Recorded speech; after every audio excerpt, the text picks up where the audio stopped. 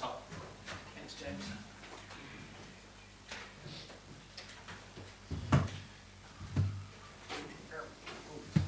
On the top of the desk, please. I should know what that is by now. Thumbs on the top of the desk. Up here, guys.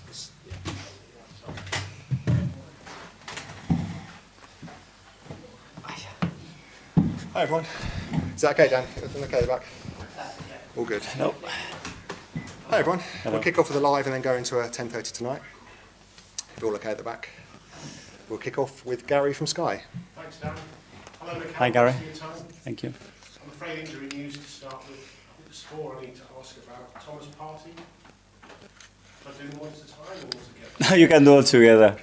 Thomas Partey, Mikel Arteta, who obviously missed the game, and Ricardo and Gabriel, who came off. Yeah.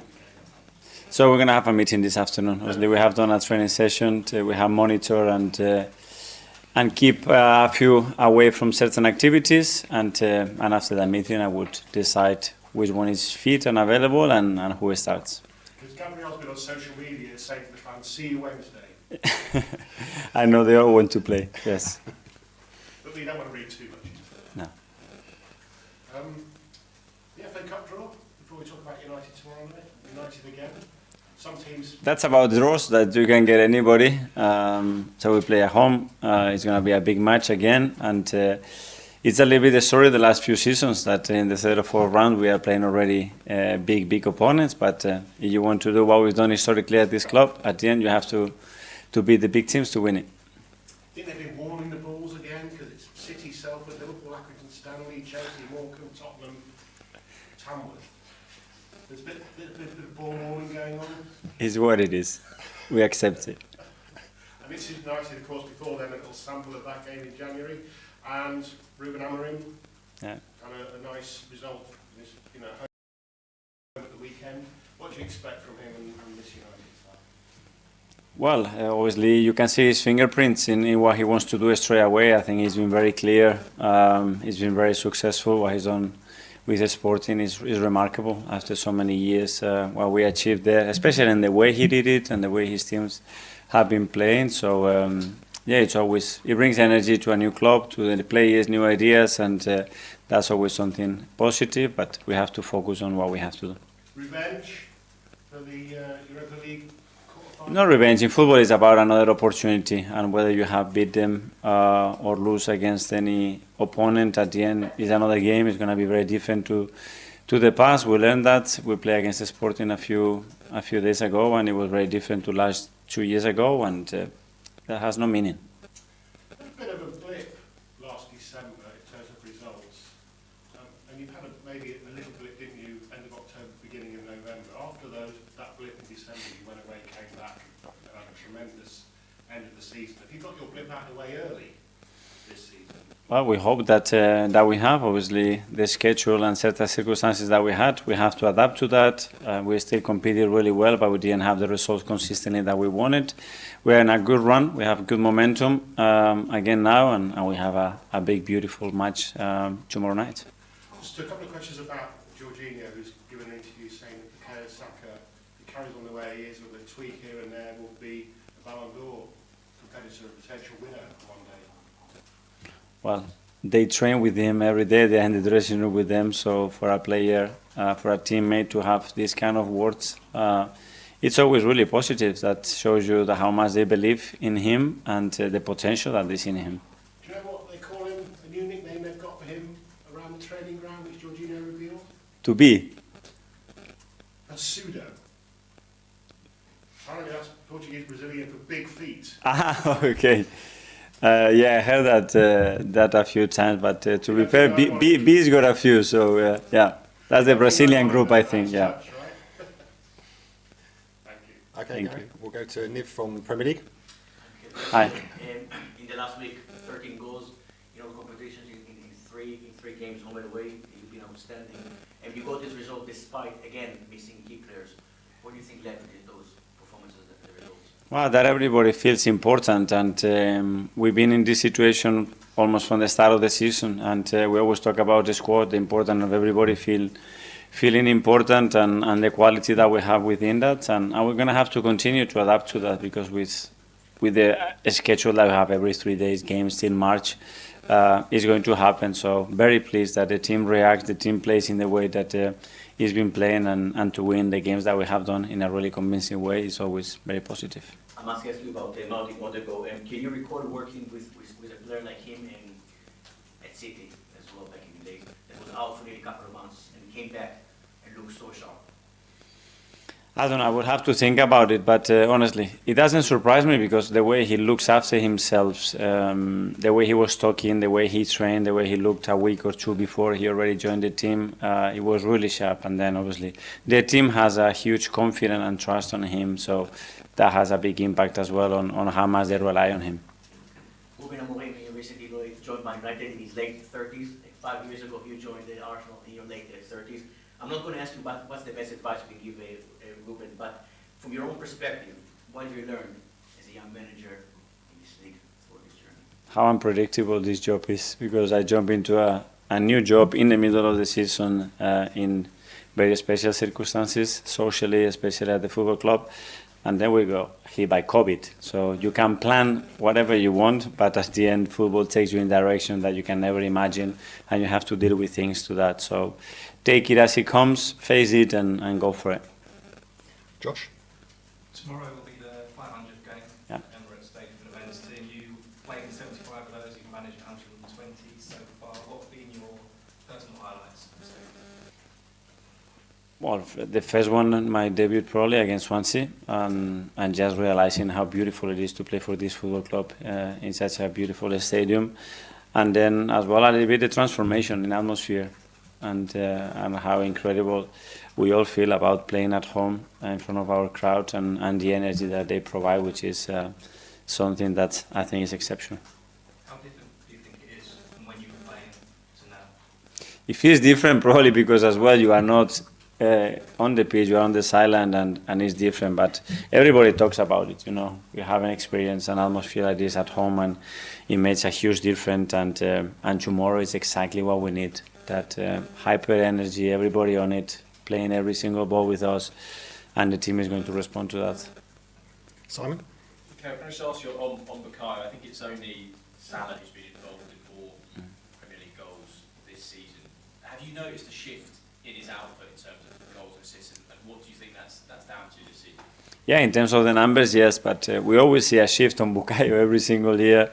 He is providing something else. He's adding things to his game.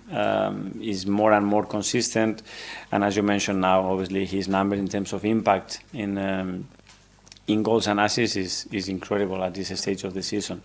He can only improve, he can only get better. He's got the right players around him as well to continue to do so, and especially because he wants more. He spoke about when he grew up, he idolised Cristiano Ronaldo.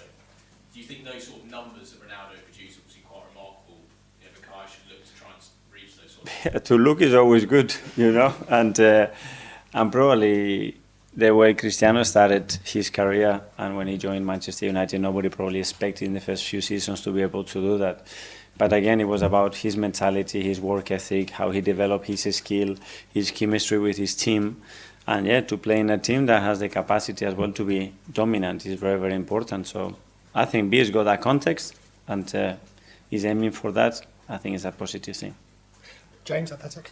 Hi, Mikel. Hi. I just want to ask you about Jorginho, because in the first part of the season, it felt like he didn't have that many opportunities in the Premier League anyway, but he's come in the last few games, played against Forest and West Ham, made a really full contribution. How impressed have you been with his ability to step in and make a difference immediately? That's his quality. I think I always mention that his biggest quality is the capacity that he has to make the others better. And last season it was the same. At the start there are less games, you don't play that many midweeks, and he had less time to play. I always told him, be ready because it's going to come the time that we need it, and it's not going to be any... In 1 week you're going to play. It's going to be you have to play now or you're going to play tomorrow. And the way he prepares his top, so when he needs to play he's always ready. And he spoke this week about doing his coaching badges here at Arsenal. When you see him on the touchline, sometimes it feels like you've got an additional member of staff. Is that his role with the group? That was my feeling when he was already at Napoli. And the first time I scouted him to say, there's a coach here for sure.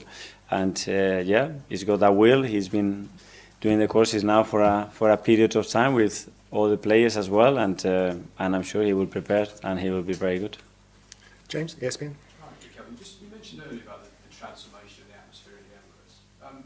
You said back in January though you felt you could make it even more hostile.